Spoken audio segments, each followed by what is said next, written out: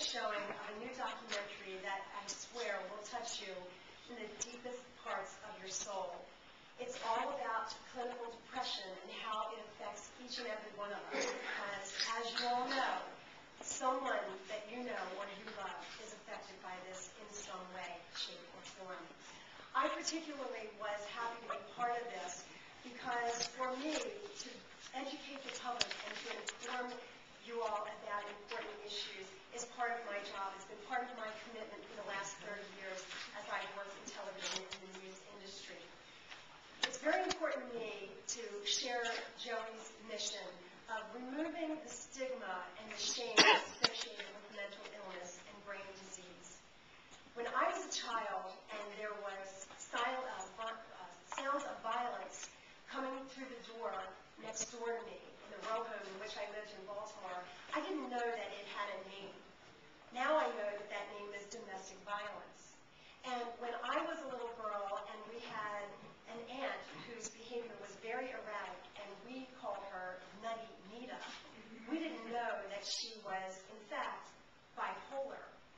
And we didn't know that the uncle who stumbled home every Friday night after work, most often landing himself in jail, was suffering from alcoholism. We didn't know because we didn't talk about it. We didn't talk about battered wives, and we didn't talk about mothers who disappeared from the playgrounds because they had breast cancer and they died from it. We didn't talk about it because for some reason there was a social stigma that was associated with it. We didn't talk about it. Now we need to start to talk about brain disease and mental illness more than ever before because more Americans are affected than perhaps ever before. And that's why I was very pleased when Joey asked me to be part of this presentation tonight to help him introduce his new documentary that addresses that very social stigma. It is my great pleasure to introduce a man that really needs no introduction. And I know you hear that all the time, but this is a face that is so familiar to all of us that he has become routine when we talk about memorable films and memorable characters. He was born in 1951 in Hoboken, and that makes him 50 and fabulous in my book. That was the first time that he appeared on my television show to talk about being 50 and fabulous. And at that time he said, you know what, it wasn't all that fabulous because he had not yet been told what his problem was and how he could deal with it. He started to be interested in acting when he was just a young man, when he was a student, but he suffered from dyslexia, so you can imagine how difficult that was. But despite that, he took up acting. He juggled jobs. He was a waiter. He did all of the things that aspiring actors do.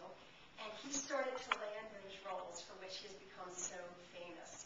And it's interesting because just the other night, I was watching the Hallmark Channel, and an old episode of MASH was on, and there was a very young Joey Pants in a very compelling role. And I thought, you know what? 35 years may have gone by, but nothing has changed about this man. He is still taking on very compelling roles. We could give you the long list of all of the movies that he's been in, some of the favorite characters that I know that you all have enjoyed. Everyone is familiar with him. But for me, to introduce him here tonight so that he can introduce his documentary, it's really his role of putting a face on clinical depression and helping us remove that stigma of shame and that stigma of embarrassment. That's the role that I think makes him an Oscar award-winning actor. Please help me welcome Joey Pants.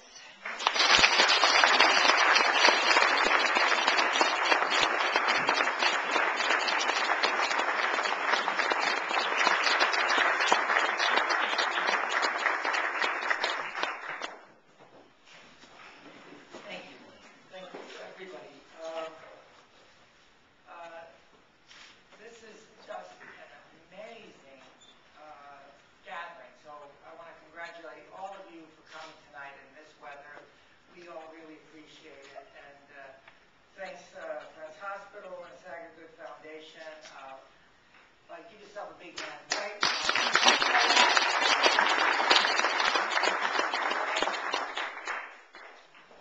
The movie really is a labor of love. It's ongoing. It continues to evolve. I just have so much to talk about after you see it. I really encourage you, please don't be embarrassed to ask questions and own. What we believe is that we don't have the luxury of anonymity, having a mental disease, and that what we're trying to find out at KM2 is a way to reach 14 to 21-year-old kids so that they know that it's really cool to be emotionally vulnerable and intimate. And this film, time and time again, will say, I was diagnosed in the 8th grade. I was 10 years old when I cut myself for the first time. And I personally didn't know I had mental illness. I thought I was Italian-American.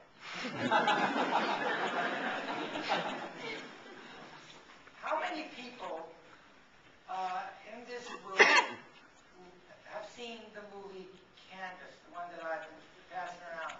Look at that. There's literally about 11 people who've seen this movie. This is a wonderful movie that shows, with Academy Award winner Marcia Gay Harden and myself and a little boy, Devin Gerhardt, and it shows in real time and in a wonderfully accurate portrayal of what happens to a family when mental illness is introduced. And I'm not hawking it for the $20 that we can put into the till for no kidding. It's because I want this movie to be used as a working instrument in the battle to conquer the stigma and shame that is prevalent in my disease. And also, the other question I wanted to say was, how many of you know or love someone or personally struggled with a mental disease in your lifetime? Yeah, that's about 80%. And what we've just found out is that every child in America, in the course of their lifetime, if they're 7 years old, my daughter, Izzy, is 10, will, in their lifetime, deal with some form of mental disease, either personally or through someone they love. Isabella is already dealing with that. She deals with her father, and she's dealt with her road. And you'll see her talk about that tonight. So without any further ado, enjoy the movie. I want to thank everybody that had anything to do with this. I think Earl had something to do with this. And I see an empty seat, Earl. No, you don't. No, you don't. I don't see an empty seat. I'm going to have it filled immediately.